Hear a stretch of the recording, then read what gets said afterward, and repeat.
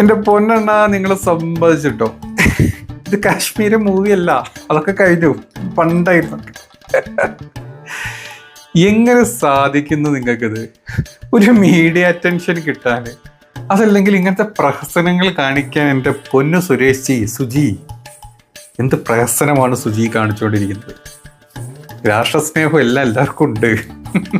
ഇത്രയും കാലമില്ലാത്ത ഈ കൊടി പിടിച്ചുള്ള സ്നേഹം ഉണ്ടല്ലോ, വല്ലാത്തൊരു മനുഷ്യനാട്ടോ നിങ്ങൾ. നാല് മീഡിയക്കാർ കാണാൻ വേണ്ടിയിട്ട് തിരകഥ